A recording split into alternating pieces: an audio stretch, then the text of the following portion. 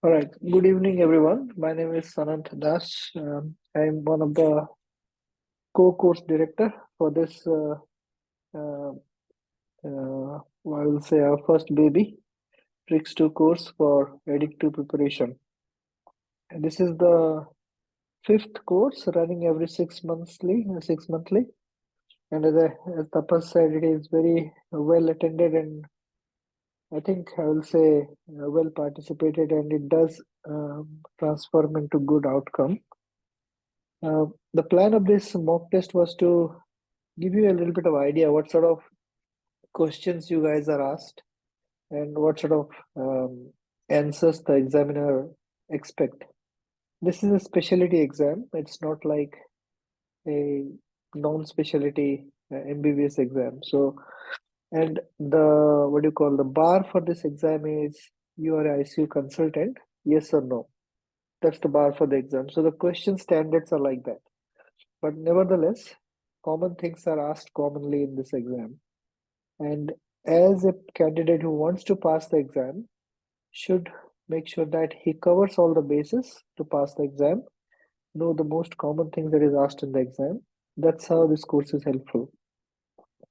I apologize in the beginning because of my throat. I'm having some cold and cough, but I'll try my best to be helpful to you. So how the session will run is I'll run through a CCS1 with I think 5 or 6 clinical vignette. That's how the usual question is asked in the exam. They will give you a vignette and try to manipulate or try to bend that vignette to different aspects of critical care. They can ask you about a patient with shock and then go into respiratory failure, then renal failure, then end of life care and all those things. So it just goes in a swirling pattern as which is I think is pretty standard, and the expectation is rational because as the ICU physician, you should know how to manage all these problems. So let's start. So in the vignette one, I have a 62-year female shifted to ICU with shortness of breath since last 1 hour. She was admitted in hospital for fracture left proximal tibia, for which open reduction and internal fixation was planned. She is a known case of diabetes mellitus on oral hypoglycemic agent since last 6 years. At arrival to the ICU, her vitals, she was febrile, heart rate of 134, blood pressure is 102 by 56. She's saturating at 95% with high flow nasal cannula. They haven't given a FiO to how much oxygen is there. She's conscious, oriented, but tachypneic at 35 per minute. I will probably look for an interactive session rather than me going in my pace. So I'll ask if somebody can volunteer. There is no judging in this session, so anyone can volunteer. And can you tell me what is the question that you expect after this? What they're going to ask? One of you, whoever can volunteer, that will be good.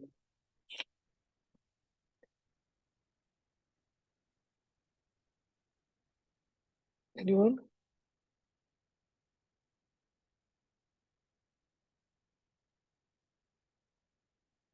All right. If it is not interactive, it will be very boring and didactic. So if anyone is interested, can tell me what things they are asking. What the possible cause? Yes, Ankur came with fat embolism as the answer. Sure. But that's probably right. The next question is on that. Just give me 1 sec. So, how do we scan? What technique we tell in this course is to scan the question, see what are the outstanding things that are very obvious popping into your eyes, and you make your diagnostic lineup or any evaluation based on that. This is not a real patient standing in front of you. This is a vignette, a clinical vignette. Okay. So basically, the patient is a 62-year-old female who has shortness of breath since last 1 hour. So very acute onset shortness of breath, admitted with fractured tibia and orifice planned, so not being done. All accounts to the risk factor for fat embolism, right? Now, to support your suspicion, the patient is tachycardic and tachypneic at 35, all right? So the question here was, what are your differential diagnoses? So I think who is answering was Ankur. Yes, fat embolism, but can you see the marks there? It's 4 marks, right? This is a very undifferentiated case of hypoxia in a lady who has trauma with an unfixed fracture. What are the most common cause that can present with this? Fat embolism syndrome, yes, 1 mark. What about the rest of the 3 marks there? So that's the answer technique that we teach here. You need to be holistic. You need to look at the horizontal approach to a question, not vertical straight away. Because you need to talk about the differentials. That's what the examiner is asking for. Okay. Fat embolism, yes. What are the other causes? It can be pulmonary embolism, it can be pulmonary edema, it can be aspiration, it can be pneumonia, right? Very generalized answer to start with. You can classify, I always say in the exam, always have a framework to classify the answer because that's where the marks will be. If you say only fat embolism syndrome, yes, you're brilliant, but you'll lose 3 marks out of that. So this is the approach we teach. It may sound silly, but this is very relevant in clinical practice also. That makes you a doctor who doesn't miss any other differentials here, right? So in this case, I will answer non-infectious and infectious causes. Non-infectious causes, as mentioned here, 3 of them, infectious, 2 of them. If you talk about any 4 of these, you will get 4 marks, right? The second question is, what is your immediate line of management? Okay. Now, as Tapas was saying, you have already passed a big hurdle of EDIC one. You know a lot of things, and I acknowledge that. But this is an exam of your ability, how you present yourself in front of the exam, right? How holistic you are, how much breadth of knowledge you have. Not deep. Deep is yes, the question will be asking like that. But what is your breadth of knowledge so that you don't miss anything in the exam and as a consultant when you are going to work, right? So what is the immediate line of management? It's airway, breathing, circulation, intravenous fluid.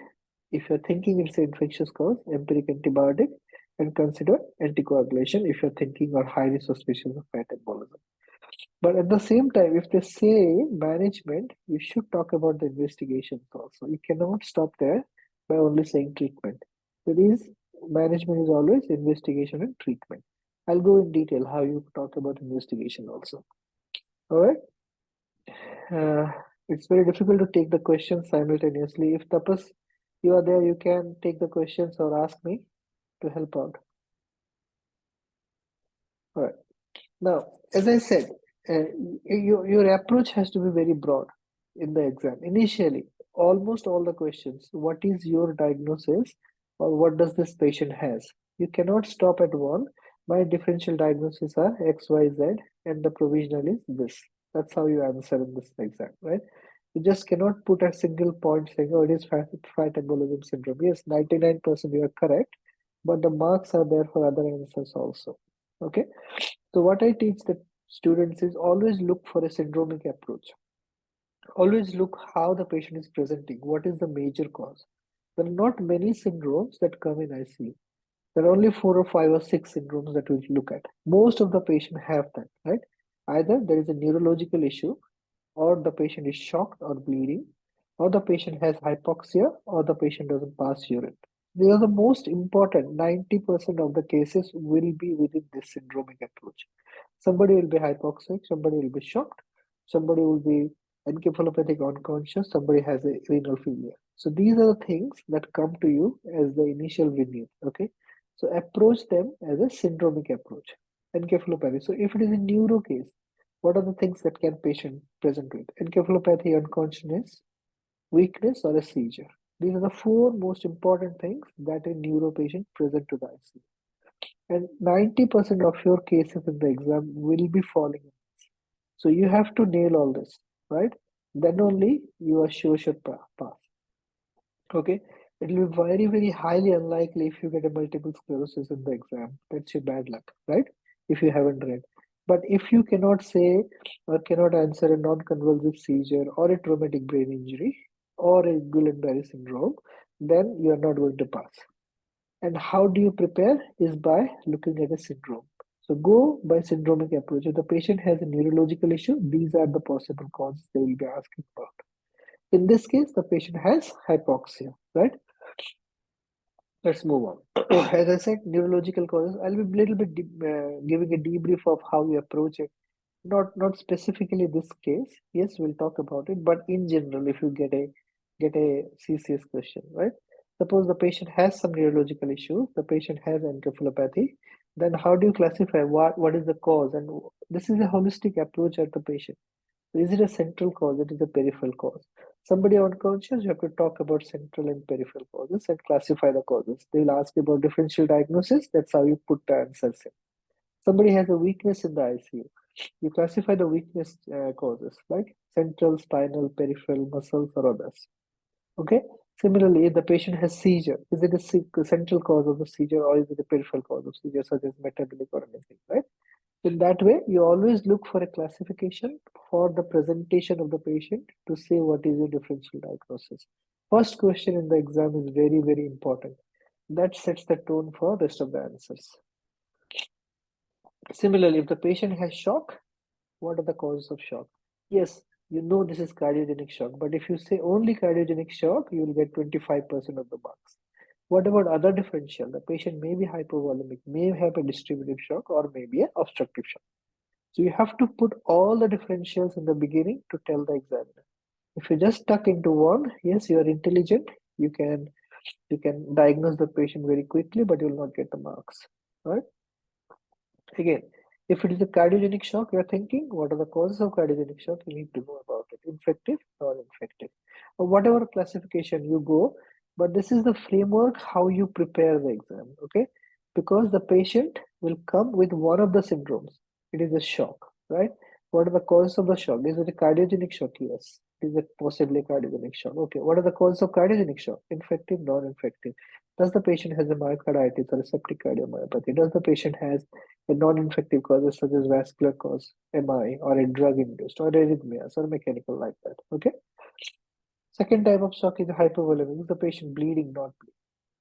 Third type again, distributive. You have to have this framework in your mind. Very quickly switch on to that and try to fit the patient into it. Okay. The most important mistake that the candidates make is just stuck the answer at one place. What is the cause of the seizure? Oh, possibly the patient has decay. Yes, but what are the other causes that can be? That's the examiner is after. And they want to see your breadth of the knowledge, right? Not the depth of the knowledge. Okay. Now, we talked about the shock. Again, the fourth type will be obstructive shock, whether it is a pulmonary cause or a mechanical cause. Similarly, this patient has hypoxia. Let's see this patient. Now, what are the causes of hypoxia? Somebody said it is because of fat embolism. Yes, that may be the most probable cause. But it comes as due to the VQ mismatch in this patient. So embolic causes, pulmonary vascular disease, chronic obstructive lung disease, interstitial lung disease, etc. But there are other causes of hypoxia. Patient may have a right to left shunt. Patient may have reduced FiO2. Patient may be hyperventilating. Patient may have some diffusion defect, or there may be increased oxygen extraction. All these causes can cause hypoxia as a differentials to start with. Yes, the answer is fat embolism, but you have to give 5, at least 4, because there will be 4 marks on the differential diagnosis to start with. All right. The most important thing is the approach how you go. Don't stick yourself onto one. Okay. You have to have a very broad picture. Similarly, for someone with a renal failure, anuric, what are the causes of renal failure? Pre-renal, renal, post-renal. Yes, the patient has sepsis and sepsis-related AKI, but what are the other causes that can be there? It can be drug-induced. It can be pre-renal due to dehydration or something. So you have to think of other things, right? That's about the starting phase of the exam. First question or first 2 questions, right? Then it talked about investigation, right? Investigation are very important also. People will give a shopping list, right? That makes the examiner very annoyed. So I will do full blood count, I will do renal function test, liver function test, coagulation study, white cell count, all those things. But does that matter? You have to tell very specific things which is relevant to this patient, right? In this case, what are the investigation will you advise for this patient? First of all, blood investigation. I will do CBC to look for an inflammatory or infective white cell rise. I will do renal function test to make sure that there is no renal dysfunction associated. I will do a D dimer because it may be a pulmonary embolism. depending on the risk categorization of the patient. And I will do some inflammatory markers, which include CRP or PCT in my practice, which will say which way the patient is, right? So you have to explain what you're asking for, not like a shopping list. This will not work. Similarly, whenever you are asked about the investigation, always talk about classification of like bloods, imaging, others, microbiology, right? Bloods, you have told, imaging, whatever is relevant for this patient, Doppler ultrasound of the leg, echocardiography. Then others is the ECG to look for any right heart strain in this case of that, and or any ischemia is there or not. And microbiology, I'll do some relevant cultures like a blood culture or urine culture. So you have to have a framework again to talk about the investigation. It may be boring or it may be saying, oh, this is very silly, but that's how the exam is. They will ask about initially your breadth of the knowledge. In this case, fat embolism syndrome, if you stick to fat embolism syndrome in the beginning, what investigation? I'll do a CT test. But that will not answer, will not give you the mark. Very systematic approach. It is not a big question and exam. That's why you have a clinical vignette, not an MCQ in EDIC 2, right? So you have to talk about very broad to start with. But it has to be relevant. You cannot tell something which is, I'll ask for a CT brain in this patient because that is my routine. But the patient doesn't need it, so you don't have to, right? Now, fourth question is bedside echo and ECG were done, and the ECG showed sinus tachycardia. Echo has mildly dilated RA and RV with a good left ventricular systolic function. What is your next investigation, right? In this case, they're asking about one investigation, which will be a CTPA, right? CT pulmonary embolism to rule out any pulmonary embolism in this patient. The patient had a CTPA done. Now the question will be very specific. It will narrow down to a diagnosis, and then they will look and explore your depth of the knowledge, right? The first part, the broadness of knowledge is already gone. Now they will narrow down to the fat embolism syndrome. CTPA was done, no features of pulmonary embolism. There was bilateral pulmonary infiltrates. What is your diagnosis? So possibly it's a fat embolism syndrome. Now, this is the difficult part. If you tell a wrong diagnosis in this case, then you will lose mark and probably fail this exam, because you have started very broadly and now gradually narrowing down to a particular provisional diagnosis. You cannot say this as a pneumonia in this case and go ahead, because the next phase of the questions will be on fat embolism syndrome. If you are not able to tell this one correctly, then you will be in problem. Sometimes the examiner do prompt you to come to a provisional diagnosis, but sometimes you may not. That is a bad luck. So in that case, reserve your fat embolism syndrome for this question, right? Okay. Now, I told you about the investigation format, how you tell if you are asked for, so blood, microimaging and others, and put relevant ones. Don't talk about something which is not required, okay? But you have to explain why you're asking it. Not like talking for 5 minutes about investigation. What investigation you want to order? In blood test, I look for complete blood count to rule out an infection, renal function and liver function test to make sure there is no secondary organ dysfunction.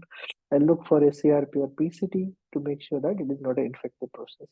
Whatever, TROP-I to look for any right heart strain or any myocardial ischemia. Similarly, microbiology, imaging and others, but the investigation has to be very relevant. Now, the sixth question in this vignette was, what are the diagnostic criteria for fat embolism syndrome? Now you have to have specific knowledge about fat embolism syndrome. There are multiple diagnostic criteria. One is called as Gerd-Wilson criteria, then Snowfield criteria or Lindquist criteria, depending on, you don't need to know probably whichever is the easiest for the name.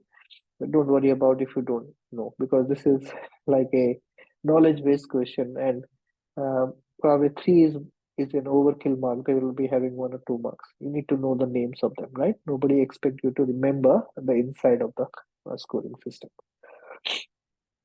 Give a definitive plan for fat embolism syndrome in this patient. Now, very sure, look at what the question, definitive treatment plan. Okay. Now, what you do here is support the patient with oxygen. Whatever you do clinically, you talk about it, right? And look for early fixation of the fracture. Sometimes early starting of anticoagulation is helpful, but corticosteroid has a controversial role. That's how the question answer is. Name two precipitating factors for fat embolism apart from trauma. So apart from trauma, what are the other factors? Again, knowledge-based question. So acute pancreatitis cause that, TPN, liposuction, sickle cell disease, and few other things can cause it.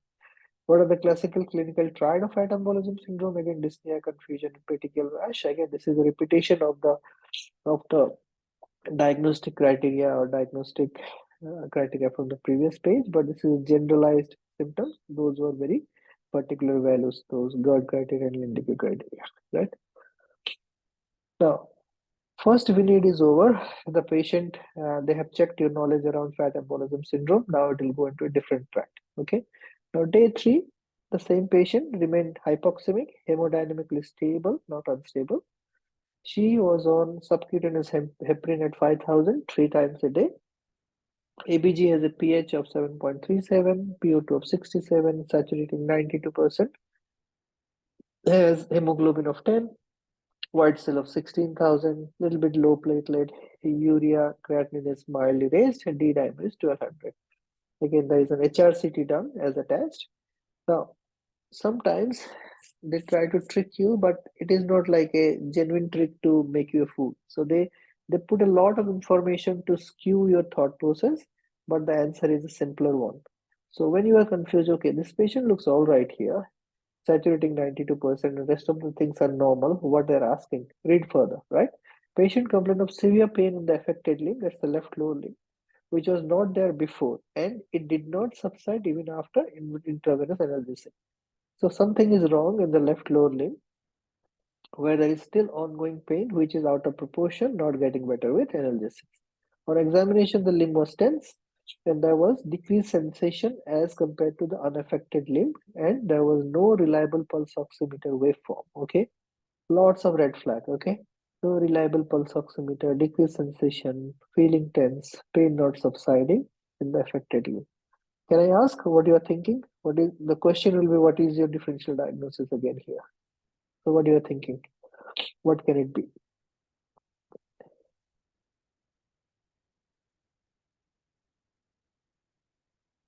Anyone? Yeah, atrial thrombosis, yes. But again, you stopped at one. I need a differential list. Yes, compartment syndrome. DVT, yes, correct. Enough. So three will do. 3 or 4 will do. Okay.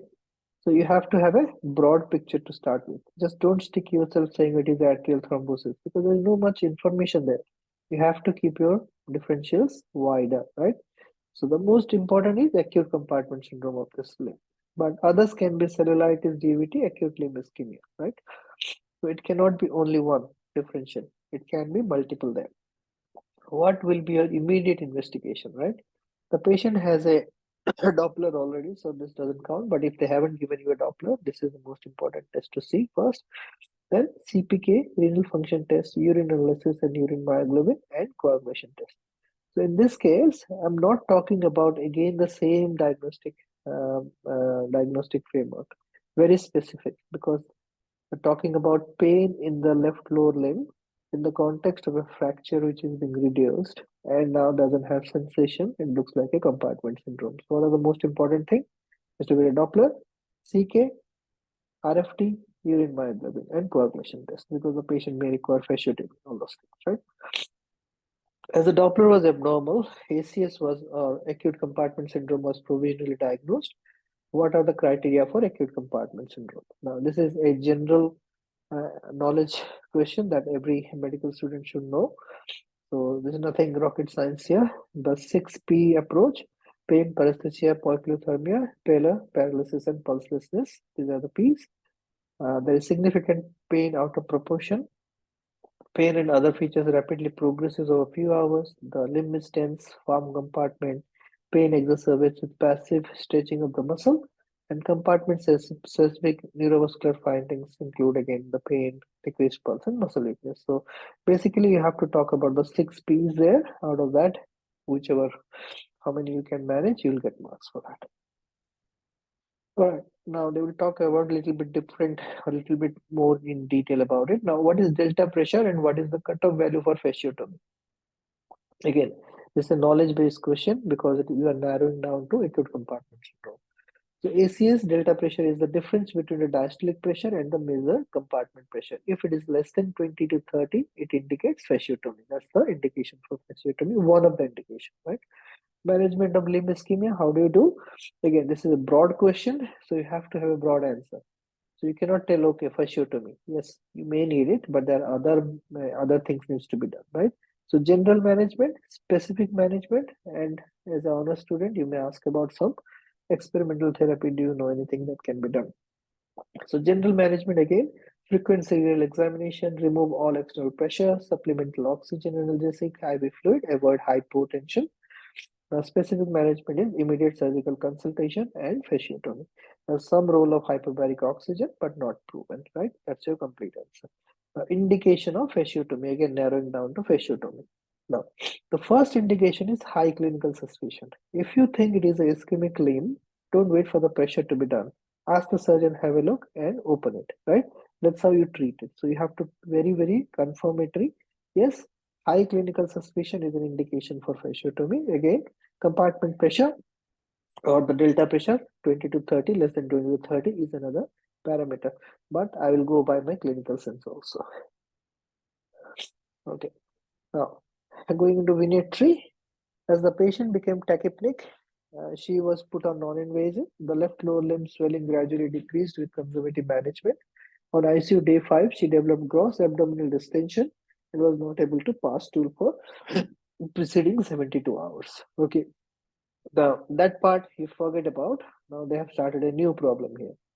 Somebody with a left lower limb swelling who had a lot of pain in the background hasn't passed any stool for 3 days or 72 hours with some abdominal distension. What do you think? What can be the cause? It's a very common thing. What do you think? What will be the cause of it? You see this day in and day out in the ICU. Patient who had a fracture hip, in pain, get some analgesic few days, then again in day 2, day 3 start to have constipation. Yes, paralytic ileus, very broad term. Anything specific? Yep, analgesic induced. Yeah, that's a highlight point there. Yep, ugly. That's what it is. Right. Okay. Now the patient has heart rate of 122. She's tachycardic, saturating 95 on non-invasive, FiO2 of 0.45, conscious, bibasal crepitations. Abdomen is distended, tympanic percussion, bowel sounds are sluggish, last bowel movement 3 days back or 2 days back. Hemoglobin white cell looks okay, creatinine is slightly jumped up, potassium is very low, 2.9. Again, that can be a cause of ileus. All right, PTI is normal, blood sugar is slightly high. So he has some risk factor for a colonic pseudo obstruction, that she was a diabetic, she has a low potassium, she has a lot of analgesic use, opioid use, that can cause all of this. Now, your probable diagnosis is a colonic pseudo obstruction, right? You can talk about that, but again, if they ask what is the cause of abdominal distension in this case, straight away say it is a colonic pseudo obstruction probably, or a paralytic ileus due to opioids, right? But if they say what are the causes of abdominal distension, then you have to talk about R, right? Many.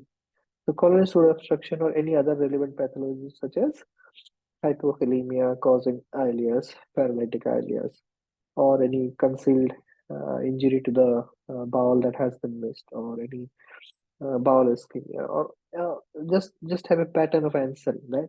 So any vascular pathology or any tumor or any trauma related, or electrolyte related, or anything else pre-existing thing. So 3 or 4 differential has to be there. So because it is down the line in the 3rd or 4th vignette, they will be asking about a single answer, right? How will you further investigate the case? So this case, what are the important thing? He needs some sort of imaging of the belly, which is a CT abdomen probably, or a erect X-ray of the abdomen, right, to see whether there is any dilatation or volvulus or anything. So that's the first thing, imaging. Radiological, which includes a CT abdomen, or before that a erect X-ray of the abdomen. What are the other investigation? What other things you need to do? So they have already provided with you the electrolytes. So she's hypokalemic and probably hypomagnesemic also, that is causing the ileus. The most important thing in this case is to rule out anything sinister in the abdomen with a CT abdomen, right? The value of that may be high, right? They can they can give you a higher mark for a very specific investigation that is going to change your management plan completely, right? If there is something surgical that has a surgery to be done, if it is not surgical, then conservative management. So CT abdomen and erect abdomen, let's say, is very important in this case. Now, provisional diagnosis and what is your management plan? The provisional diagnosis is coronary pseudo obstruction. Management plan, again, if they talk about a broad management plan, talk about general management, drugs, and other intervention. General management to correct the hypokalemia, magnesemia, stop narcotics, make the patient ambulated early, control the blood sugar. Specific management includes the drugs, metoclopropamide, erythromycin, and newstigmine trial you can think of. Other investigation to decompress, nasogastric flatus tube, and consider coronary decompression. All right, the role of colonoscopy, usually not done, but to rule out any distal obstruction, you may need to do a colonoscopy or colonoscopic decompression if you need to do therapeutic. Sometimes it can be tried, right? Indication of surgery, usually not required, but if there is persistent colonic dilation after the colonoscopic decompression, if there is a perforated peritonitis due to a large bowel perforation or abdominal compartment syndrome, these are the indication for surgery, okay? Biochemical, so skip that one. Now, the vignette 5. So we talked about this is vignette 4 actually. We talked about 3 vignettes already, talking about initially something else, fat embolism syndrome. Then the second one talking about something else. The third one again, colonic pseudo obstruction. The fourth one coming out as something else now. Now, this patient has a renal failure and she was started on SLED in view of worsening metabolic acidosis and hemodynamic instability. Patient was intubated in view of very poor GCS on day and she was maintaining on 40% oxygen with a PPOPC. So there was a progressive deterioration of the patient with a renal failure, started on SLED and she is becoming more and more drowsy and unconscious. She was ventilated and put on a ventilator. Now, she was on fentanyl infusion with an urine output only 20 ml per hour since the onset of dialysis. Now, she is on 10 ml, 10 mics per kg of noradrenaline also. So, she is shocked, she is encephalopathic, she has a renal failure. Now, ABG shows 7.31 pH, little bit of low bicarb, reasonable lactate. Sodium has gone up to 154, right? In the morning round, the resident doctor was happy about increased urine output in this patient, 120 ml per hour, and she was very happy that the urine output has gone better. But the pupils were sluggish. On the right, 4 millimeter reacting, and the left, there is 2.5 millimeter reacting. With that enthusiasm, she forgot about the pupil problem, right? And you step in the morning in the round saying that, oh, there is an unequal pupil. This is not good. We'll do a CT of the brain of this patient, and that's how the CT looks like. Okay. Now, the question will be, what is your differential? What is your diagnosis of abnormal? In this case, you can see blood in multiple places, subarachnoid space. So possibly a diffuse, there is a cisternal subarachnoid hemorrhage. Also, there is loss of gray white differentiation, not very clear. So there is signs of cerebral edema. Now, I'll not go in detail because that is a separate class on its own. Regarding the CT, reading of the CT, it is very important. How do you approach a CT scan, the CBS? This is a CCS, I know that, but CBS questions do ask about interpreting a CT scan. And we talk about a particular pattern, how you approach a CT scan. For a CT brain, there are 5 patterns, right?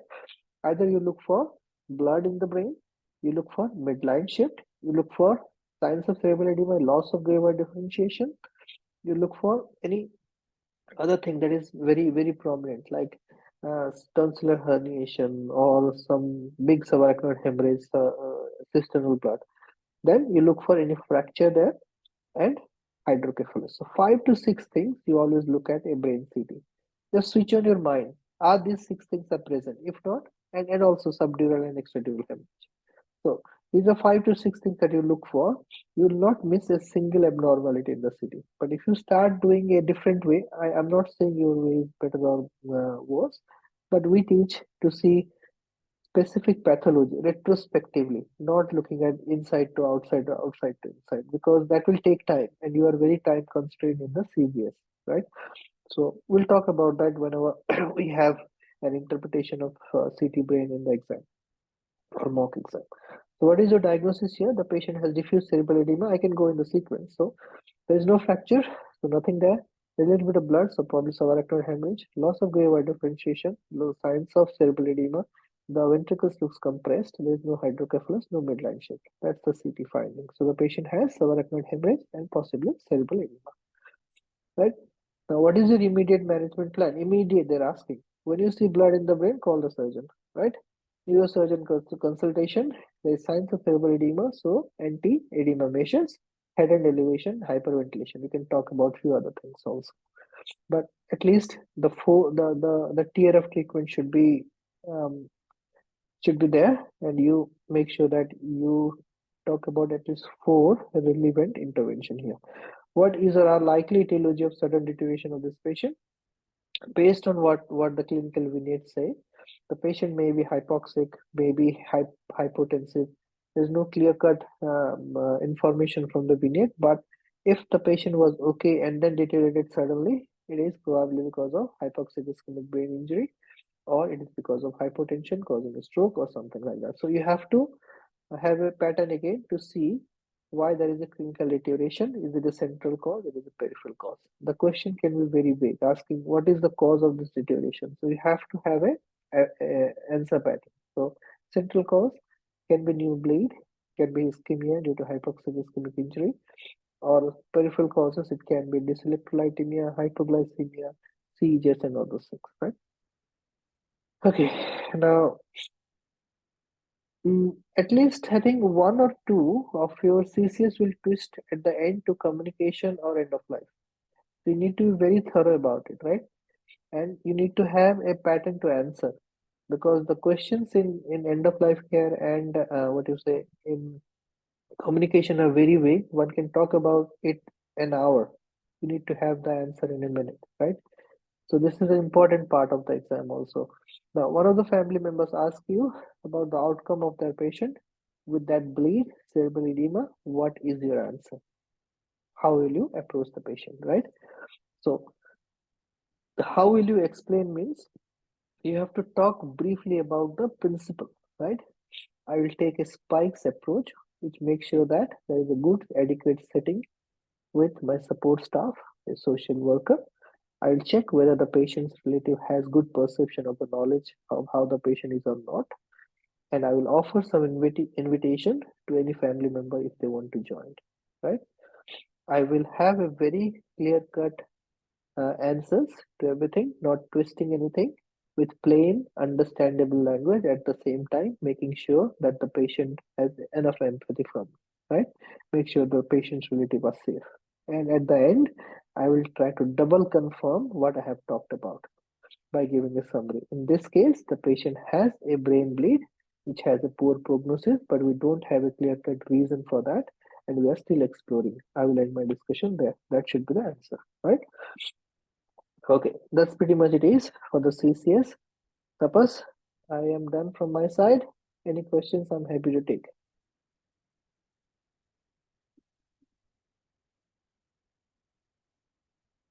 Okay. Any questions from the team?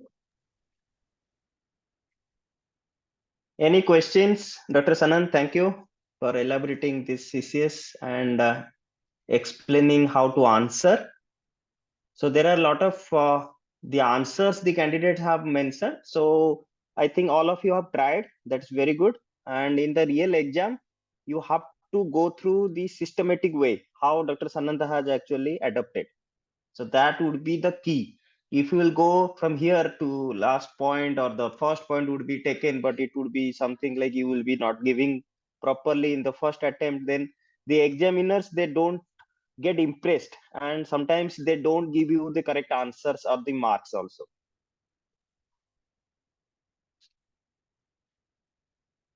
Okay, so if there are not much of queries, so we would be straightforward starting the CBS, which you have already gone through.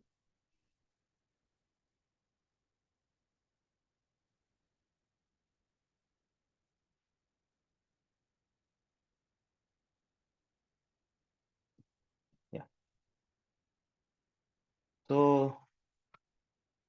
So Dr. Sanand, I'm starting the CBS. Yes, go ahead, please. Yeah, okay. So before starting, related to CBS, I would say, as per the feedback from our candidates, this is the most important section more than CCS. It's not that CCS is not important, but CBS is important because of time is the biggest enemy here. It's not the knowledge, because you have to be really quick. Your reflexes has to be really sharp to answer the questions in limited amount of time. So if it would be 10 to 12 minutes in one station, so you have to answer almost 10 to 12 questions. So every question you would be having only 1 minute. You have to go through the question, you have to think about the answers, and you have to answer. So this is three things you have to do in one maximum 1.5 minute for each question. So you have to really make your reflexes super fast. That cases they would be sharing with you are real cases from the European ICUs. So don't think that they would be making the questions straightforward. They would be taking the real clinical vignettes just for your exam. We advise that you should start making your own question bank. In this type of preparatory course, we can only share one or two ECG question, but when the examination would happen, they can ask you, I think, out of 20 probable ECG question, anything. So it would be your luck that you would be getting hypokalemia, hyperkalemia straightforward on that day. And finally, the clue to your CBS success is only 3P: practice, practice, and practice. These are the three things that I would be starting with. So now next, the questions that we have already shared. So I want the answers from you, because these are very straightforward questions I have mentioned in the group also. Very easy questions just to set the tone for your preparation for your upcoming EDIC 2. There would be always a short clinical vignette for each question, for each image, for each curve, for each graph, for each, I would say, ABG data. So there would be short clinical case. Like in this patient, a patient with triple vessel disease undergone CABG. Post of patient was put on mechanical circulatory assist device. Identify the device, identify the abnormality. Now, deliberately we have here kept all these domain specific. This was question from the cardiothoracic surgery, because as per the COBA TRICS, the ESICM normally, I would say, frames the question based on the different domains as per the real exam schedule or their the protocol. So it would be one from the cardiology, two from the CL, like cardiac surgery, something like that. So from the cardiothoracic surgery, identify the device and identify the abnormality. Can you all post quickly? 10 seconds. This is a very straightforward question. I cannot see the answers, so I am going ahead with the answers. This is IABP, and the abnormality here, IABP tip is displaced upward. So this is the answer that you have to say in the real exam with confidence. If it would be here and there, maybe you will lose your time, and also simultaneously there is high chance that you will not get the correct mark of, maybe it would be 1-1, something like that. Something related to these questions, because we thought that maybe we would be discussing these questions, 14 questions, so 14 domains we are discussing. So this is very interesting article just recently published in 2022, radiology of intra-aortic balloon catheter. This is one of the important domain that would be asked in your exam, whether you are using in your ICU or you are not using in your ICU. But European examiners are very fond of IABP, advanced hemodynamic monitoring, ECMO, and also related to something new gadgets. So they are very, I would say, gadget freaks. So they would preferably ask you something, one or two questions related to hemodynamic monitoring as well as this type of cardiac devices. Now, related to this question, what do you see here? If this type of X-ray is given to you, can you see what are the devices right now in this chest X-ray? I think you all know what are the devices, but what I want to emphasize here that this is something, this is in the deflated stage. This is IABP, and this is how it looks when it would be inflated. So it is open balloon, and there is a radio opaque marker in the aortic knuckle. So normal position would be around the aortic knuckle, or I would say aortic arc. Now, this is placed in the proximal descending thoracic aorta. The balloon is inflated in the diastole and deflated in the systole. Now, the tip, IABP tip, can be identified by a small linear metallic marker. Now, the tip should lie distal to the origin of the left subclavian artery. So the region is obvious, it should not occlude it. Now, metallic marker may point slightly towards right in the region of the aortic arc. So this is normally the anatomical position. Now, this has whether it is deflated or whether it is inflated. Now, when inflated, this is a sausage-shaped balloon that may be visualized as an air-containing structure in the descending thoracic aorta. Now, there are certain, I would say, troubleshooting. If the catheter is too proximal, the balloon may occlude the great vessels, leading to the stroke.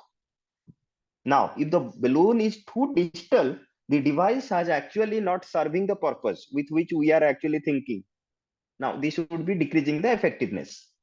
And if you are putting this with some amount of, like I would say, complication, aortic dissection and arterial perforation may occur infrequently.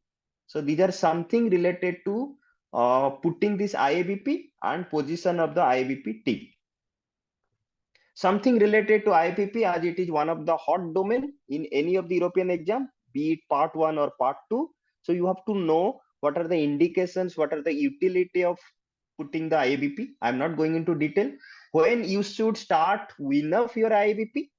So these are some of the things that is very essential and very basic before you are going through answering the questions. Now, what are the waveforms? The normal IABP waveform normally you are getting, and you have to also understand the naming of these waves. A is unassisted peak systolic pressure, B is unassisted end diastolic pressure, D is here the diastolic augmentation or augmented peak diastolic pressure. Now, E is assisted peak systolic pressure, which is less than the unassisted peak systolic pressure. Now, F is balloon aortic assisted end diastolic pressure, which is again little bit higher than your unassisted end diastolic pressure. Now, there are certain things that you should know. I'm not going into detail, but yes, IABP, you have to read from A to Z. There is no excuse, and this is one of the most, I would say, preferred domain in any of the European exam.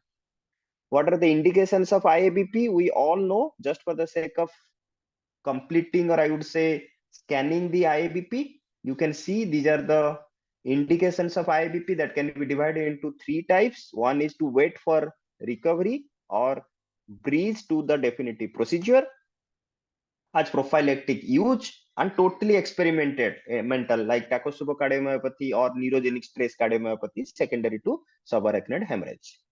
Now moving forward, what are the contraindications of IABP? Again, we have to divide into absolute contraindications and then relative contraindications.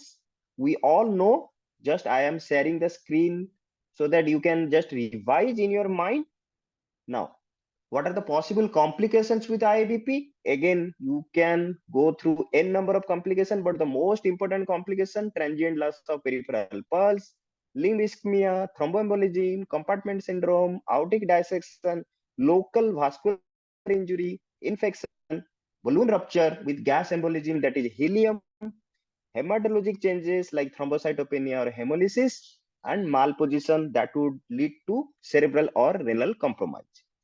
Now, there would be permutation and combination of the IABP waveform troubleshooting. So that is the favorite, I would say, the domain of IABP questionnaire.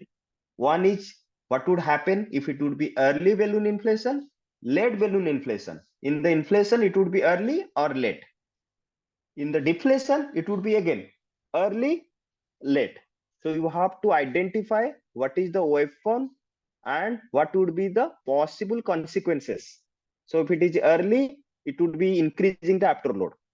If it is late, definitely it is not serving the purpose. That is decreased diastolic augmentation. If it is early deflation, so that would be not decreasing the myocardial oxygen demand. And if it is late balloon deflation, again that would be increasing the afterload because it is sustaining for a long time.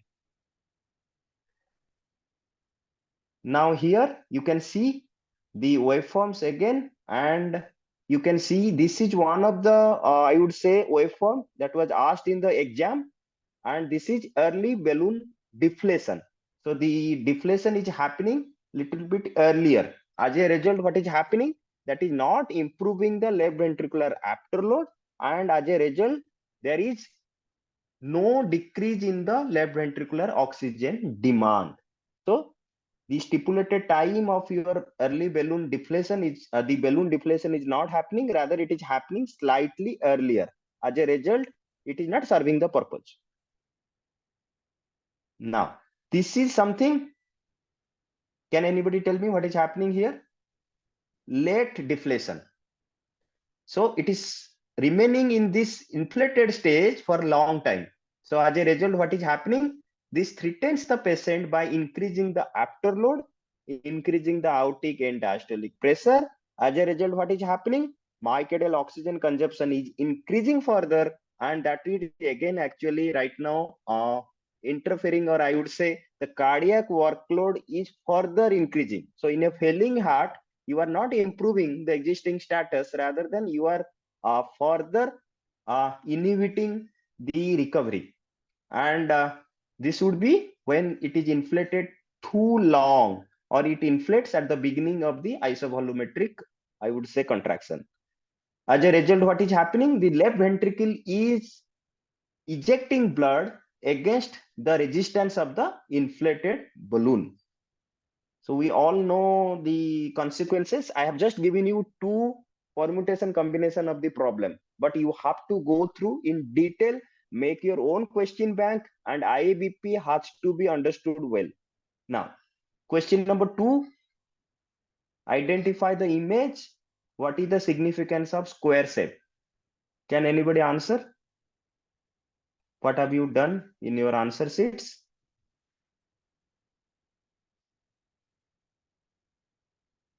Okay, so the answer should be, the image is showing a forest plot. The significance of square shape, size of the square is actually projecting, or I would say the weight of the study. What is the study and how it has been actually taken in the literature. And the position of the square, where is the position? That is the point estimate of OR, odds ratio. So this is the graph forest plot, anastrozole, tamoxifen, which is better. And this is the forest plot, and the size of the square and the position of the square has been highlighted here. Now, just moving a little bit further and trying to understand the forest plot theory. Forest plots visually demonstrate the relationship studies that have to each other in a meta-analysis, and this is related to the consistency, precision, and heterogeneity of the studies. So if you are selecting 10 studies in your meta-analysis and you are comparing about the consistency of the each study and how like precisely that study has been done, and that you are actually trying to relate to the other studies, and what is the heterogeneity of the studies. The individual results and collective results of all trials are actually included in this meta-analysis. Forest plots, they were developed in the 1980, but the name was coined not far, like I would say before, rather in 1996. So only maybe around 25 years or so, this has been coined as forest plot, because these plots look like forest of lines. Now, There are certain advantages I have already discussed. So this would be illustrating the consistency, precision, and heterogeneity of your studies, individual results. And again, you are collectively, like you are accumulating the results and trying to have one relationship. So this is the advantage. But there are certain caveats to the forest plot, because this meta-analysis, if your individual studies are not robust and the precision, quality, and accuracy is not good, so the final meta-analysis will be also not very much, I would say, informative, and also that would not provide the quality. So if the original study that we are taking is biased, so definitely the meta-analysis results also will be biased. So this is the caveat of the forest plot or the meta-analysis. Now, in this example, you can see the position of the square. We have already discussed. This is the point estimate of the odds ratio. Now, the size of the square represents weight of the study according to the weighing rules of this meta-analysis. So if you are keeping the meta-analysis rules, like if this much would be the input from the study, so you will give your the odds ratio, the position of the square would be like this. So this would be representing the sample size as well as statistical power. So this would be the two things. Based on that, the size of the square would be decided: statistical power of the study and then the sample size. Now, there is one more. You can always see a diamond. Now, the diamond is representing the combined results of the trial. So whatever you have actually taken here, 5 studies have been taken. So the combined results, you will be like putting in one graph or plot. So this diamond would be the final representation. So the results have statistical significance if the combined results do not cross the vertical line of no effect. So what do you mean by line of no effect? Here, this vertical line is the, you can say, the no effect line. So if it is crossing, then definitely this odds ratio, or I would say the diamond, is not of that significant. Now, this is y-axis, this is x-axis. Y-axis is usually alphabetical list of studies, all the studies here, 1, 2, 3, 4, 5, 4 studies. Now, x-axis is usually the odds ratio over, typically as a, you can see here logarithmic scale, 1, 0.1, 0.01, 10, 100. So this is the normal graphical representation of the meta-analysis that we normally do. Now, just discussing little bit further, the studies here, study 1 to 6 is here. Now, each study, you have an intervention, there is one control arm, and this is the risk ratio. Now here, 95% of confidence interval, you can see here, total events are 15, heterogeneity is 0%. That means this is a very good meta-analysis with very less heterogeneity. And the p-value here is 0.13.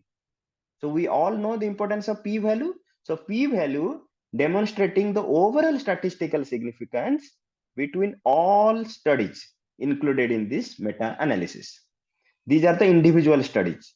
Now, this is details about one single study in this single row. You can see this is study 1, and you can see here the confidence interval.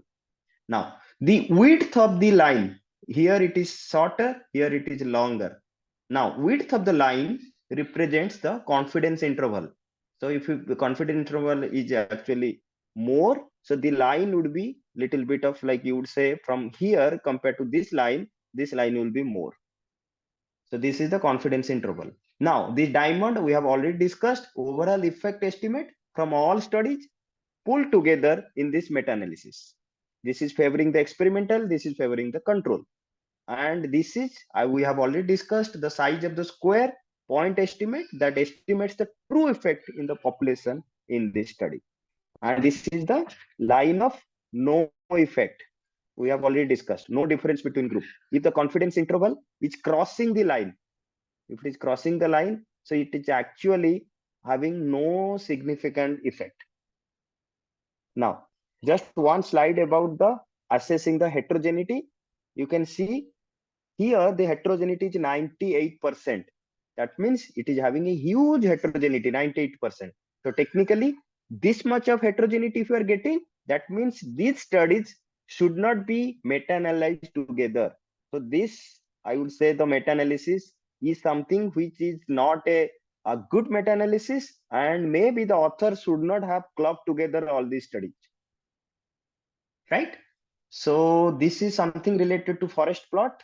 This would be useful in your research practice, as well as also this can be a question from the research section. Now, question number 3, which is a clinical question from the surgery domain. 78-year-old diabetic male who 24 hours after an anterior rectum surgical resection with anastomosis for a rectal neoplasm showed sudden pain among the soft tissue of the right flank, and he developed fever 39 degree. Interpret the image, further line of management, scoring system. Any answers? It would be a little bit faster. I know you all have joined almost, I think, 2 hours before. So this is necrotizing fasciitis. Air densities, you can see in the picture, air densities here, here, and you can see edema extending along the soft tissues as right subcutaneous fat tissue, parietal abdominal muscle, and subcutaneous fascia, which was also involved. And necrotizing fasciitis, the management protocol, always you should start with immediate surgical debridement of the involved tissue, antibiotic cover, and hyperbaric oxygen has also been used as an adjunct to surgery and antibiotics. So this is related to necrotizing fasciitis. Now, the score used is LRINEC score or LRINEC score, and the full form is Laboratory Risk Indicator for Necrotizing Fasciitis, and it involves CRP measurement, WBC measurement, hemoglobin, sodium, creatinine, glucose, and you compositely calculate the score. If it is less than 6, low risk, more than equal to 8, high risk. For the sake of theory part, definitely LRINEC score for NF or necrotizing fasciitis is there.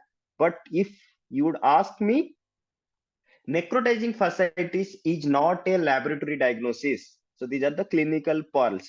The examiner may ask you in the CCS as well. So there would be a clinical case scenario ending up with the necrotizing fasciitis. So the CBS question can be pretty well a selected case for your CCS station, and the CCS stations, one of the clinical vignette can also be a very suitable CBS question. So you have to always think about that, yes, this is something which I can keep in my CBS question bank. So always we advise our candidates to make their own domain specific questions and the suggested answers, so that just before 1 month of your exam, real exam, you should revise everything. So in the surgery part, if I would ask you, so necrotizing fasciitis comes in the top 3. So you have to be very thorough about necrotizing fasciitis, the types of necrotizing fasciitis, the management protocol, the scores, then the antibiotic of choice, something like that. Now, sometimes absence of late skin findings that should not dissuade from pursuing a diagnosis of necrotizing fasciitis. So you should not always get skin finding to label the patient as suffering in necrotizing fasciitis. Now, the literature also say that the RINEC score is both a waste of time and potentially dangerous. Why? Because sometimes if you are getting your score to be normal, but the patient is clinically fitting into the diagnosis of necrotizing fasciitis, you are wasting the precious time in just waiting the score number to go up more than 6. So this should not be the way at the bedside. So if you are really worried that your patient has necrotizing fasciitis clinically, don't allow this LINEC score to reassure you. Rather, you only think about how the patient is behaving at the bedside. So this is the clinical pearl. Now, these are the types of necrotizing fasciitis. polymicrobial is type 1, type 2 is streptococcus gas, group A streptococcus, type 3 is clostridium or gas gangrene. Patient will be presented with Clostridium perfringens, Clostridium septicum, and there would be history of penetrating trauma, surgery, IV drug users, and direct inoculation, something like that. So this is just in short about the necrotizing fasciitis. Question number 4. 30, this is from the section of ethics. So we have made the domains like this. A 30-year-old male with head injury was on ventilator. He was withdrawing from painful stimulus. His pupillary responses were equal and brain CT scan showed bilateral frontal contusion and subarachnoid hemorrhage. His BP was 100 by 60 millimeter mercury with SpO2 93% on 0.6 FiO2. His temperature was 100 degree Fahrenheit and blood sugar was 70 milligram per deciliter. Now, you are taking care of the patient with normal neurocritical care practices with head elevated at 45 degree. Now, the ICU doctor has decided that the patient requires a central line and has approached the wife of the patient for informed consent. Now, the wife is very apprehensive about the possible complications of central line, and she wanted to know if you can avoid the invasive procedure and about alternatives. Now, what are the ethical principles that can be applied in this setting? Any answers?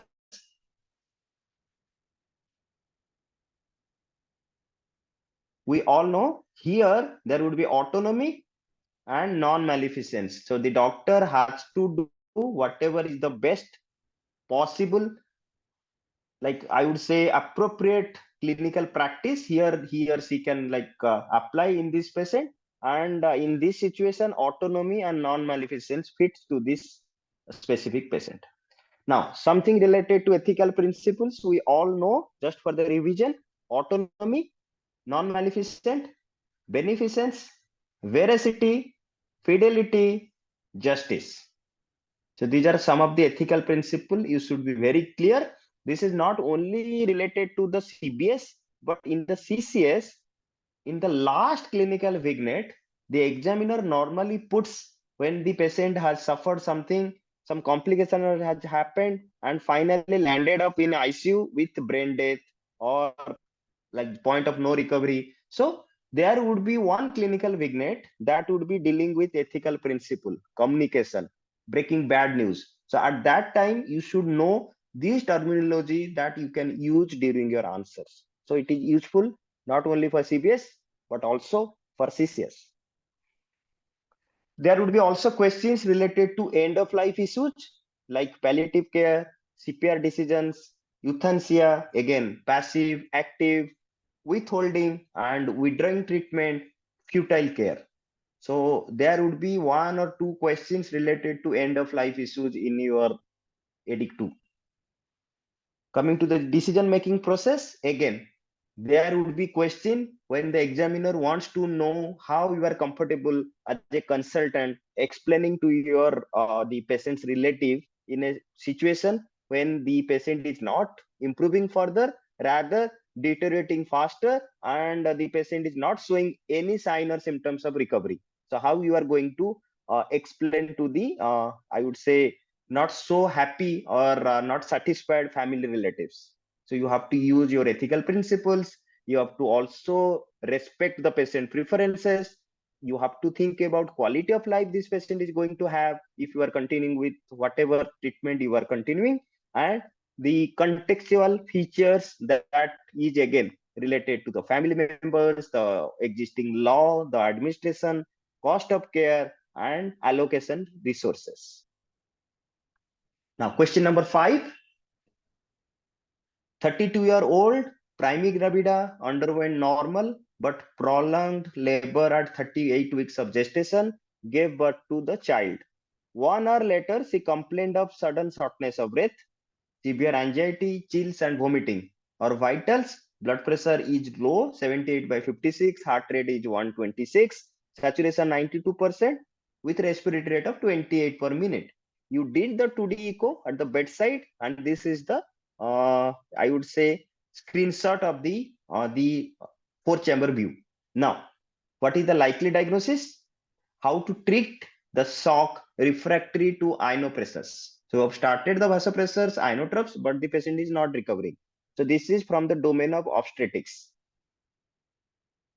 So this is amniotic fluid embolism with shock, and the treatment of choice here when the patient is not responding to your inopressor is VA ECMO. So this should be the answer.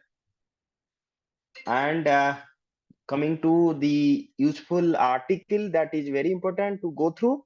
This is one recently published in October 2023, Initial Management of Acute Circulatory Failure in Amniotic Fluid Embolism. This is a narrative review, very well discussed about the management of circulatory failure in amniotic fluid embolism. So in amniotic fluid embolism suspected, you can divide your plan of management. Cardiac arrest, when the patient has suffered cardiac arrest, straightforward. Circulatory collapse, as this patient has right now, and if the patient has developed aggressive coagulopathy and bleeding. So cardiac arrest, high quality CPR, CAB approach, manually displace the uterus or lateral tilt, emergency delivery of the baby if it is more than equal to 23 weeks, activate the local or mobile ECMO team, implantation of ECMO, like this patient. We have like started with the VA ECMO, or we are thinking to start VA ECMO. Now, if the patient has circulatory collapse, then usual management, oxygen therapy, ventilation, vasopressors, avoid fluid overload, bedside echocardiography, inotropes, pulmonary vasodilator, and consider delivery. Now, aggressive coagulopathy, massive transfusion protocol, tranexamic acid, uterine atony, you have to like go for prophylaxis or treatment of your uterine atony, intrauterine balloon tamponade, hysterectomy, if still the bleeding is continuing, and you have to also go through the TEG or ROTEM if your like hospital is having, and transfuse blood products depending upon the INR, APTT, and keep your fibrinogen level more than equal to 1 gram per liter. So you have to avoid the lethal triad, severe acidosis, severe hypothermia, and also you have to take care of hypocalcemia. So this is in nutshell about amniotic fluid embolism and with shock. Question number 6. This is from the burn section or environmental exposure. 54-year-old previously healthy male admitted to the ICU after 45% of total body surface area burn. He was admitted to the ICU within 1 hour of injury in shock state. He was intubated, fluid resuscitation started. Peripheries are pink. This is the clue the examiner is giving to you. So in the exam stress, you sometimes just get hurry and not put your attention to this word. This is the only thing that is giving you the clue. What is the likely cause of the shock state and what is the treatment plan? And when you are just reviewing the ABG, pH is 7.25, pH CO2 38, PO2 96, bicarbonate 15, but lactate here is 40 with sodium 152, potassium 4.6, chloride 114, and the ventilatory setting is here, FiO2 1 with PEEP of 10. So what is the likely cause of shock state and what is the treatment plan? I think everybody has answered this correctly. This is cyanide toxicity, and the treatment is supportive treatment with decontamination, and the antidotes are hydroxycobalamin or sodium thiosulfate. Very straightforward.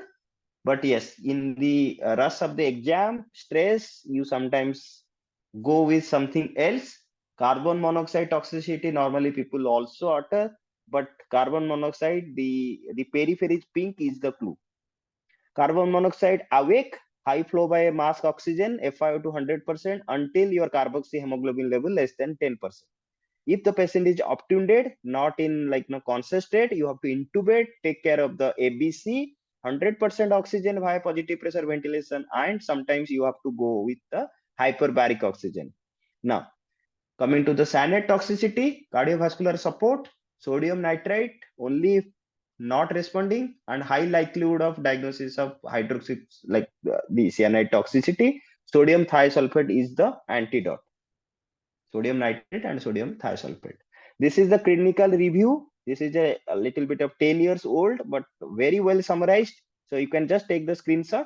This is the clinical review of critical care management of the burn patient. Now, question number 7. 24-year-old female with polytrauma, improving, but on day 20 of her ICU stay, she developed new onset sepsis. CT abdomen was done on the basis of suspicion. What is the diagnosis? What is the management? This is from the GI domain. So answer is calculus cholecystitis, conservative management, SOS percutaneous drainage should be your management protocol. So here you can see the gallbladder is edematous, there is pericholecystic fluid collection, and the patient's clinical symptom of 20 days of ICU stay, new onset sepsis previously, like improving, polytrauma. So all these things fit into the diagnosis of calculus cholecystitis. You have to remember what are the diseases associated with calculus cholecystitis, like stress, trauma. Here the patient was having also trauma, burn, cardiopulmonary resuscitation, sepsis, patient on long-term TPN, ventilated for a long time, transplant patient, major surgery. Comorbidities, diabetes, end-stage renal disease, CHF, peripheral vascular disease, infection, staph aureus, salmonella, CMV, immunosuppression, AIDS, microsporidia, and miscellaneous like vasculititis. What are the possible clinical approaches? We all know we should wait for some time. It's not every patient needs percutaneous drainage. Sometimes if you go with serial abdominal ultrasound examination, that would be giving you the clue that whether your patient is worsening or the patient is improving. Now, for the percutaneous drainage, if calculus cholecystitis is deemed to be fairly likely, so go for drainage. But yes, if you are uncertain, maybe if it is reasonable, if your patient is not improving, extremely ill, and you don't have any other explanation to explain the patient's clinical deterioration. Percutaneous cholecystotomy, this is generally the intervention of choice, but if your patient has developed necrosis, perforation, or emphysematous cholecystitis, in those cases, you cannot go ahead with percutaneous cholecystotomy. This procedure is successful in almost 85 to 90% patients. Patients should improve within 24 hours. But if some of the patients are not improving, then maybe there would be red flag sign that this patient is having gangrenous cholecystitis, drain dysfunction, or bile leakage causing peritonitis, or your diagnosis is wrong, or something has happened during the procedure. Typically, patients don't need follow-up cholecystectomy, but yes, when you go ahead with percutaneous cholecystectomy, sometimes after that, your gallbladder function starts returning back to the normal function, and then you can remove your drain as well. So this is the normal protocol of calculus cholecystitis management.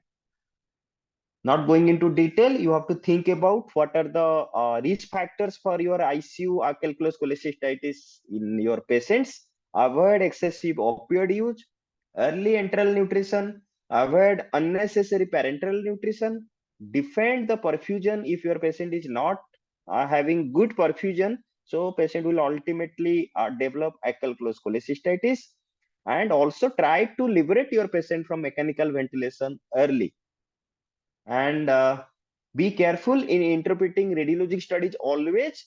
It's not that if you are getting pericholecystic fluid in your patient and your gallbladder thickness is more, every patient is having calculus cholecystitis, because there are n number of causes in your ICU that your patient will be having moderately abnormal gallbladder at the baseline. So this is one of the DD, not always a diagnosis. So you have to think about any other cause of deterioration in your patient. Now, coming to the question number 8, this is from the hemodynamic monitoring. Comment on the arterial line tracing. How will you confirm your observation? Very straightforward question. Knowingly, we have not put any of the question which needs little bit of time, 2 minutes or 3 minutes or 4 minutes. We have kept this question because we want to know the depth of your understanding related to the arterial line tracing. So this is over-damped arterial tracing, and this is confirmed by fast flush test or dynamic response test. And how will you confirm? It is not only fast flush test. You have to say that if you are doing fast flush test or dynamic response test, you will get the oscillation following that reduced or absent. So it would be hardly around 1 or 1.5, not more than that. So this is the answer to confirm that yes, this is overdamped arterial tracing. So this is one page about the arterial line tracing. Here you can see normally accurate BP 1.5 to 2 oscillation following your first flush test. You can see here. Now overdamped, as a result, what will happen? Falsely low blood pressure. And you can see less than 1.5 oscillations like this. You will get hardly any oscillation following your first flush test. Now, underdamped, falsely high BP because it is not damping or properly in the correct damping coefficient is there. So you will get more than 2 oscillations. You can see here, 2 or more than that. So that would give you the clue that my patient is having underdamped arterial tracing, overdamped arterial tracing, normal arterial tracing. So there are other things related to arterial line. You have to go and read it, pulse pressure variations, other types of specific waveform patterns, how you would go ahead with your first flush test. In the cardiac arrest, what is the significance of if your patient is having arterial line tracing? Coming to the question number 9, this is from nephro. Patient undergoing CRRT on regional anticoagulation. Comment on the ECG. What is the reason for the abnormality? If you will scan this question, you don't need 10 seconds also. CRRT is the clue. Regional anticoagulation is the clue. So immediately you can see there is prolonged QT interval. So the question here is prolongation of the QT interval, and the reason for abnormality is hypocalcemia because of regional anticoagulation and the patient is on CRRT. Now in hypocalcemia causes QT prolongation primarily by prolonging the ST segment, but T wave is typically left unchanged. Here you can see the T wave, hypercalcemia, hypocalcemia, normal. T wave is perfectly okay, but the problem is with QT. So as a result of hypocalcemia, the QT is here prolonged. You can see here pretty well.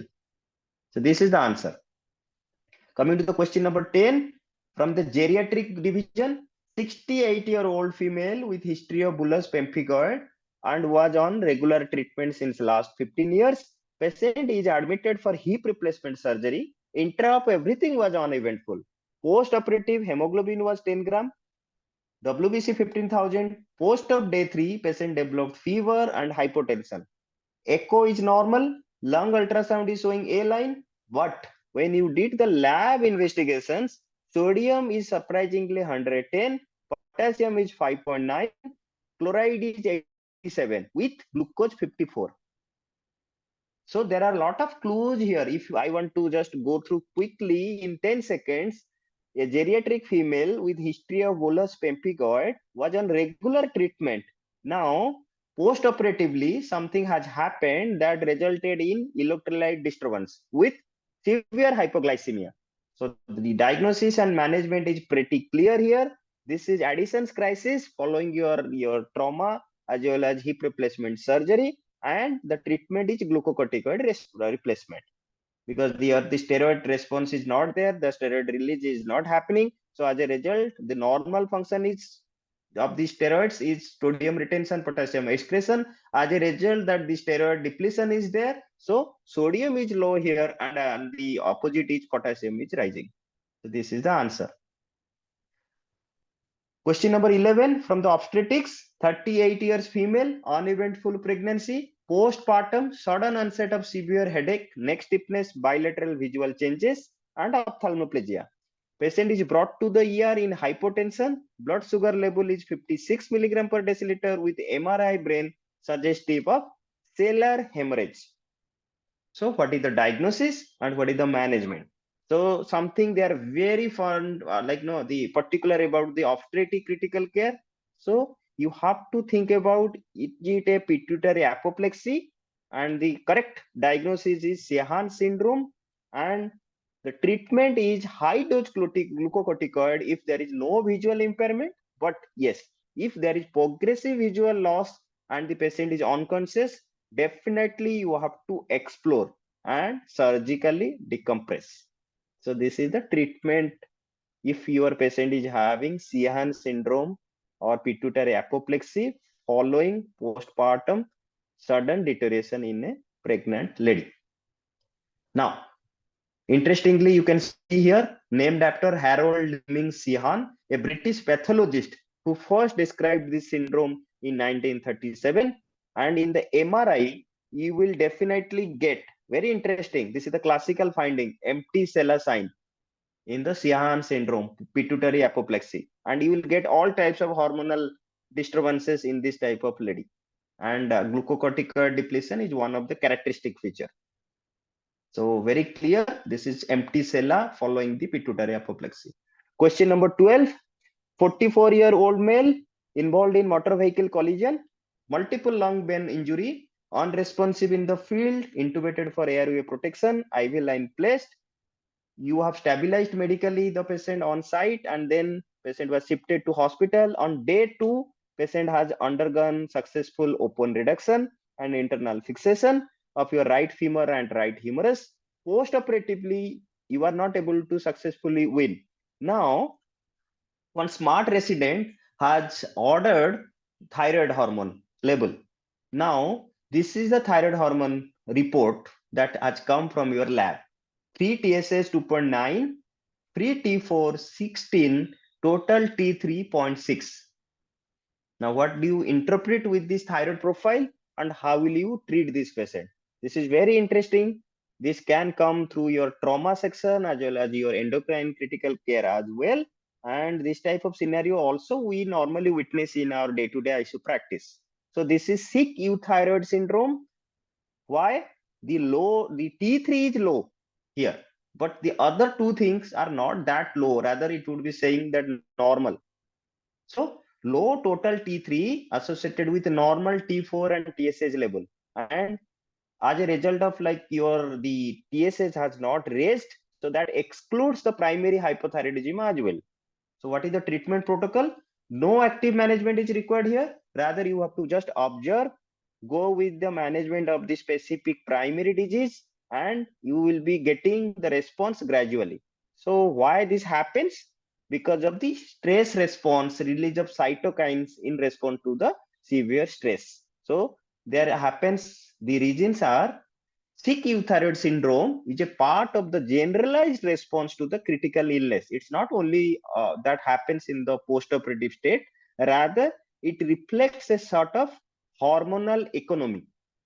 So we can label this as adaptive or maladaptive. We don't know why this happens. Now, the biochemical pattern is always you will get your T3 levels to be decreased without strong compensatory TSH response. So this is something like reverse T3 is also raised, because something your active form of the thyroid dysfunction is happening here.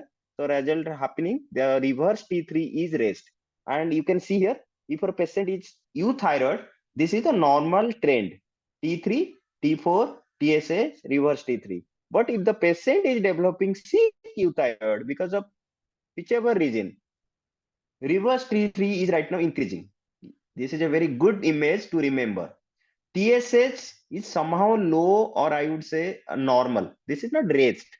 T3 is specifically low. You can see from here, it is right now dipping to this level.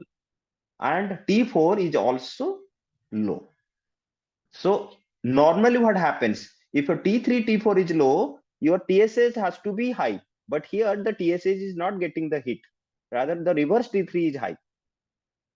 So this is the specific biochemical pattern that you will get in sick euthyroid state. Coming to the 13th question, neurosurgery.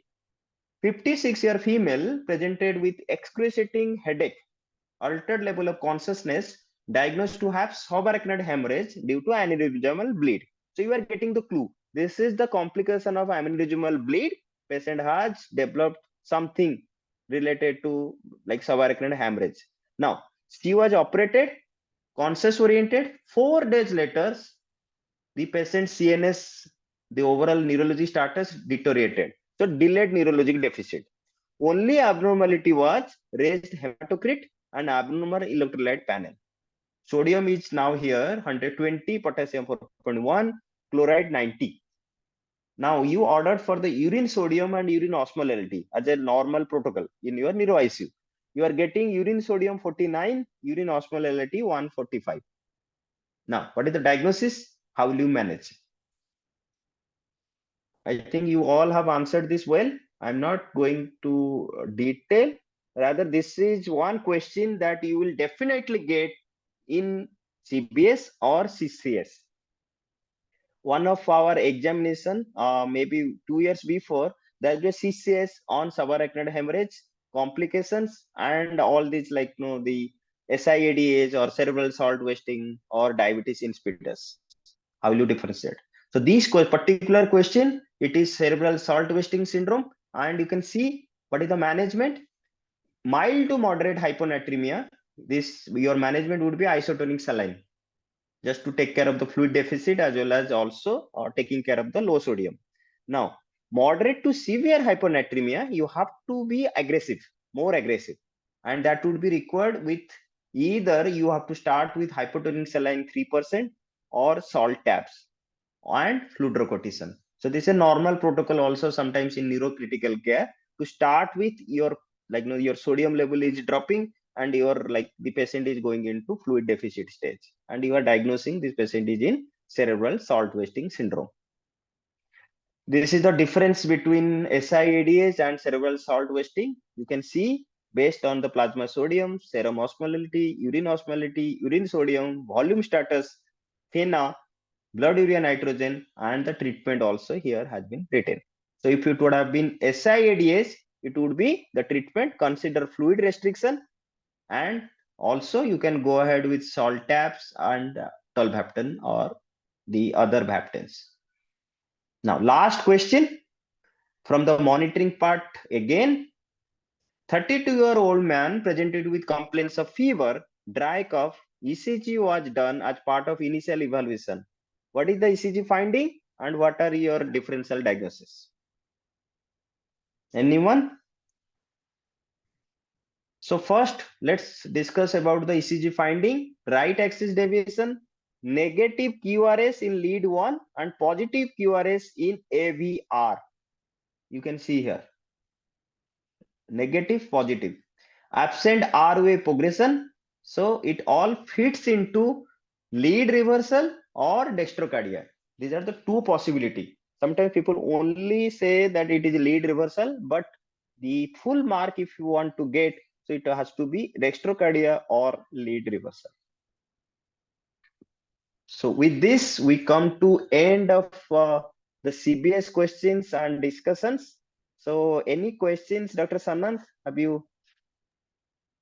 So in the ECG, I want to just show that the ECG normally they prefer to post can be divided into 4 parts.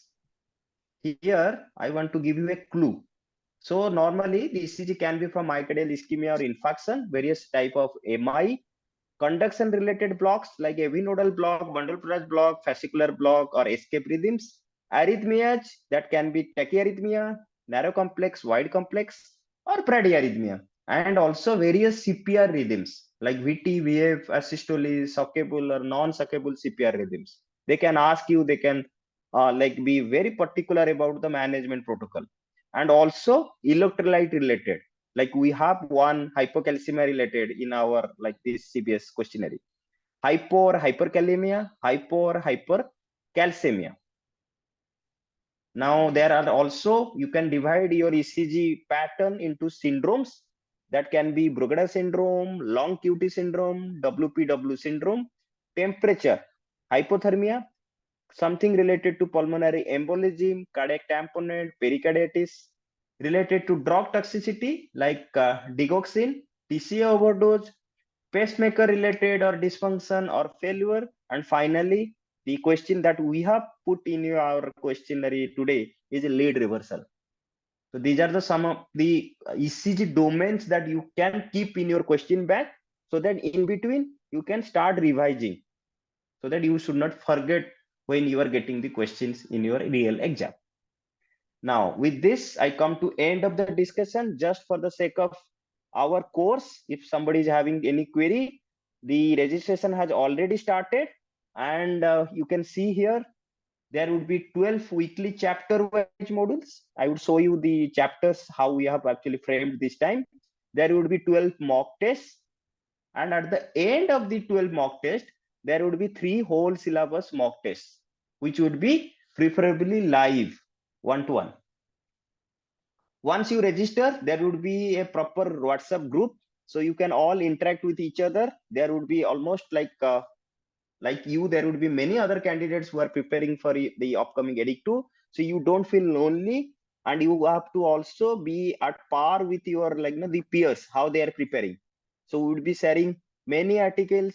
You will be also sharing from your side many articles. There would be healthy discussion happening 24/7. So it can be very helpful if you know that there are other people who are also preparing at the same pace like you. There would be also 24/7 access to the debrief videos. We would be posting the videos, recorded videos for each domain, the mock test weekly, and you can go through those videos multiple times so that you can be thorough in those your queries and your discussion parts. And there will be special face-to-face debriefs also in between. Will be, once you register, we would be allowing you or activating your individual TRICS cloud access, where you will be getting compilation of study materials like related to cardiology, neurology, nephrology, something related to GI. And the week following that, you would be start preparing through from those articles, also through your own textbooks, what you normally would be keeping for your exam preparation. And this is the agenda for our upcoming TRICS2. It will be starting just after the registration happens for the EDIC2 officially. And the first one would be cardiology, second one would be cardiothoracic, neurology, neurosurgery, sepsis and antimicrobials, trauma toxicology, respiratory system, oncology, pregnancy, burn, drowning, nephrology, endocrinology, gastroenterology, ethics, organ donation, communication, and finally hemodynamic monitoring and other various miscellaneous things that we think that yes, we should discuss. And this would start from the third week of January and end in the last week of March. There would be one more month when we will be having 3 mock tests. And this is the beauty of this course, that these mock tests are highly attended, and the people get real benefit if you just start preparing from the day one of our the starting modules, because all these things would be asked in the mock test. So if the candidate has attended the usual course followed by the mock test, so the best result happens to those candidates. And the course structure, I have already told. You will be enrolled into the TRICS part, then immediately we will be giving you access for the TRICS cloud. There would be one Zoom assembly. We'll be explaining you about the module structures and the faculty that we have already done today. And then we will be giving you the pre-reading materials. Then there would be an online exam. And in the exam, you will be getting the CCS as well as CBS question from that domain. And post that exam, there would be Zoom discussion where we will be giving you recorded video of the answers, the questions that you have attempted, the CCS and CBS, and that you will be going through multiple times. That would be recorded, and that would be stored in your Google Drive till your final exam completes in the month of May. Now, there would be similar modules from 1, then 2, then 3, then 4 till the 12th domain. And finally, after that, we will be again distributing you into the faculty as well as the candidates who will be taking your exam in the live fashion, just like you are appearing the real exam in the May month, first week. I think I am clear in the course structure as well as the modules as well as the way how you should prepare. Any questions? I would be happy to answer. Dr. Sanant, if you have anything to share here. No, there is not much queries in the question box. You have explained the course pretty well. So I think the only thing is that we may be looking at doing some face-to-face classes based on what the candidates want us to talk about, apart from the debrief videos. So every month we'll be asking you about what chapters or what portion you want to be covered, and then we can talk about that and take some classes for that. So that's the additional thing that you're missing there. Otherwise, everything covered here. So all the best to all of you. And the first hurdle in front of you is on January 15th, when you will be getting a slot in the upcoming exam. And then I think the journey starts, and we are hopeful that you will be trying your best to clear this in upcoming exam in the month of May. So any problem, whether you are joining in our course or not, that is not very important. Rather, if you have any query or any help you want from us, we are happy to help you. So thank you very much. All the best. Good night, and thanks for spending 2 hours or more so of your time. Thank you. Thanks, Tapas. Thank you.